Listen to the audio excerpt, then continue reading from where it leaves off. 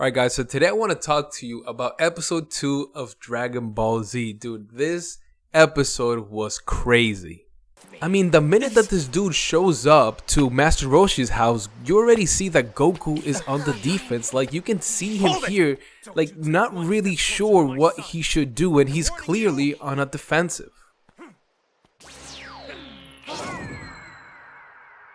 Now, before I start, we all know that a lot of fans of Dragon Ball have been disappointed by how Dragon Ball Super has turned out.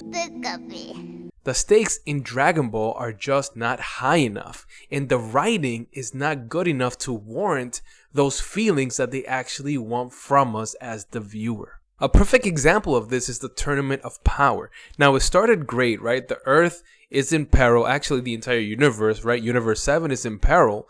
But the thing is that as the story goes on, once we see that Zeno is the one that's going to quote-unquote destroy the universe, you start to realize that there is absolutely no way that even if Goku loses, that he is going to destroy any of the universes. Just by the way that they wrote this character. So in reality, something that was meant to make us feel sad and anxious that this could actually happen, didn't.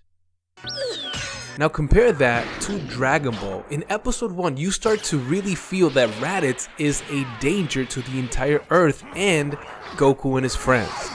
Now up to episode 2, we know that Raditz is a ruthless being just in the way that he has acted thus far. Compound that to the fact that he told Goku that if he ever wants to see his son again, he'll have to kill 100 humans.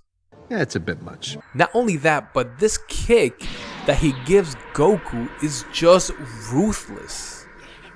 I mean, look at the pain that he was willing to cause his own brother. This dude beat him up so bad that Goku was willing to take the help of one of his greatest enemies. At this time anyways, Piccolo. Now for all of us that watch Dragon Ball and remember Dragon Ball, we know that this was something that we never thought would actually happen.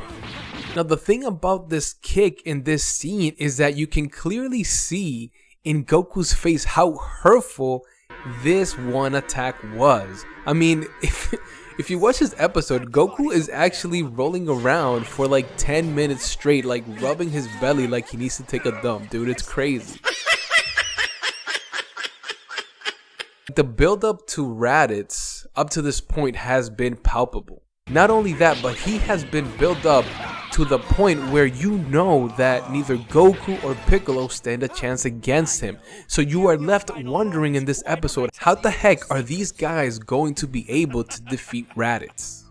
And this really creates this anticipation and anxiety that you're supposed to be feeling because you really don't know if they have a chance. And this is actually one of the few times in Dragon Ball Z history where it's not just going to be about powering up, because Goku and Piccolo clearly are not strong enough. And this is when Goku figures out that the only way that they have a chance of winning is if they catch his tail, which will be his weakness. So overall guys, I am on episode 2 thus far, and I am impressed not only by the storytelling but even the animation and the way that they're drawing these guys. I mean, look at the line work on these characters. It's just crazy.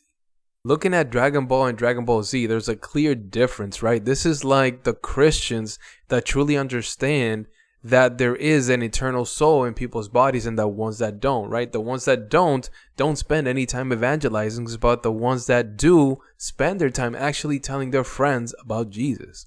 So I don't know guys, let me know in the comments. Have you gone back and watched Dragon Ball? What has been your experiences with rewatching Dragon Ball Z? Alright guys, as always, just want to remind you that we must persevere.